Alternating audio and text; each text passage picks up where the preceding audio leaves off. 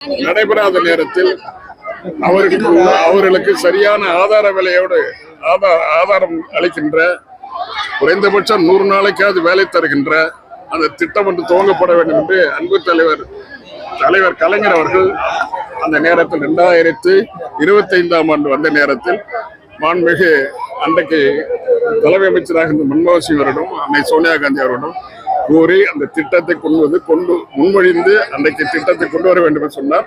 அதன் அடிப்படையில் அமைச்சரை கூடி இந்த திட்டத்தை கொண்டு வருவதற்கு ஏற்பாடு செய்து 2025 ஏற்பாடு செய்து 2026 பிப்ரவரி மாதம் இந்த திட்டம் நடைமுறைப்படுத்தப்பட்டது.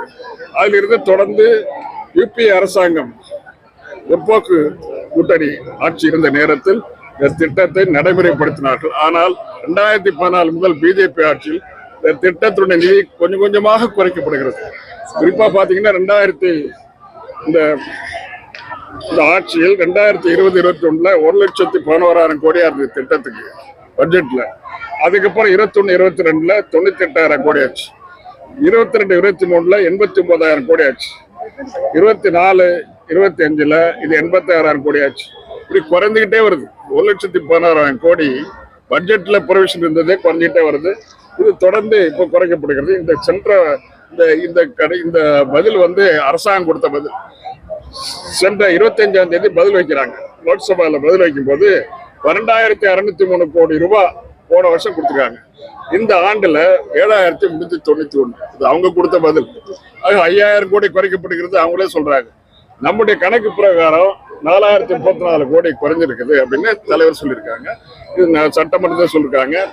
இது ஏன் குறைஞ்சு கொடுக்குறீங்க அப்படிங்கிறத மக்களிடம் போய் சொல்லணுங்கிறதுக்காக தான் இந்த திட்டம் கொஞ்சம் கொஞ்சமாக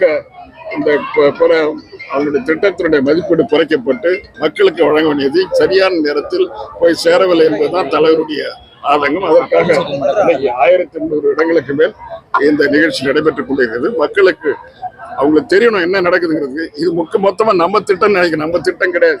முழுவதுமா 100% மத்திய அரசு நிதியிலிருந்து நடைமுறைப்படுத்தப்படுகின்ற திட்டம் 100 நாள் வேலை திட்டம்.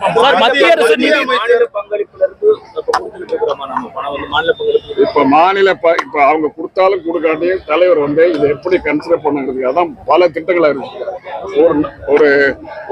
ஒவ்வொரு வீட்டுக்கு 1000 ரூபாய் மகளிருக்கு கலைஞர் மகளிர் திட்டம் கொண்டு அதை கொடுத்துருக்காங்க. வீட்டு பெண்ணு 12ஆவதுக்கு மேல படிக்கிறதுன்னா அதுக்கு 1000 ரூபாய் கொடுக்குறாங்க. ஆண் புதுமை அது 1000 ரூபாய் கொடுக்குறாங்க.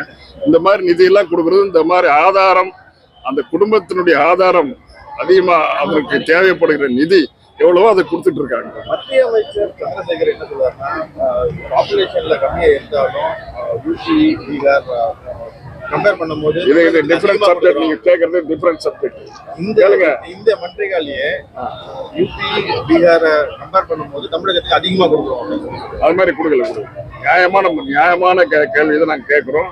அது முறையாக பதில் சொல்ல வேண்டியது அது சம்பந்தப்பட்ட அமைச்சர் இவர் கிடையாது. சார், மத்திய அரசு நிதி விடுவிக்கலாம்க்கா மாநில அரசு அதுக்கான நிதியை கொடுத்துட்டு பின்னால் வாங்கிக் கொள்ளலாம் அப்படின்ற சட்டம் இருக்கிறதா சொல்றாங்க. இது மற்ற திட்டங்கள் எல்லாம் 60-40 திட்டங்களா இருக்குது. மத்திய அரசு மாநில அரசு பங்கு போட்டு கொடுக்குற திட்டங்களா இருக்குது.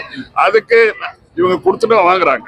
ஆனா இது எவ்வளவு பலு நிதி சுமை எவ்வளவு மொத்தமே 100% மத்திய அரசு. போன வருஷத்துக்கு இந்த வருஷத்துக்கு டிஃபரன்ஸ் 5,000 கோடி நான் சொல்றேன் சொல்லி காட்டினேன். எப்படி கொடுக்க முடியும்? நமக்கே நிதி ஆதாரத்துல சிரமப்பட்டுட்டு நம்ம ஒரு திட்டத்தை கொண்டு போயிருக்கு. நமக்கு 1000 திட்டம் இருக்குது. அந்த திட்டங்களை நம்ம நடைமுறைப்படுத்துறோம். இதுக்கு மத்திய அரசு திட்டத்தை நம்ம எப்படி நடத்த முடியும்? பார்லிமெண்ட்லயும் இந்த இதை ரேஸ் பண்ணிருக்கீங்க. தேர்தல் அறிக்கையிலையும் சொல்லியிருக்கோம், பார்லிமெண்ட்லயும் சொல்லியிருக்கோம், தொடர்ந்து சொல்லுவோம். கொடுக்கற வரைக்கும் போராடுவோம். விஜய் திமுக மன்னராட்சின்னு ஒரு குற்றச்சாட்டை முன் வச்சிருக்காரு நேற்று விஜய் அவர்கள் அவருடைய பொதுக்குழுல. எப்படி பாக்குறீங்க சார்? முந்தான தோணுக்கு ஒரு கட்சிக்கு அதுக்கெல்லாம் நாங்க பதில் சொல்லணும் சார். கிட்டத்தட்ட 64 வருஷமா கட்சியில இருக்கேன். நான் போய் அவருக்கு பதில் சொல்ல முடியும்.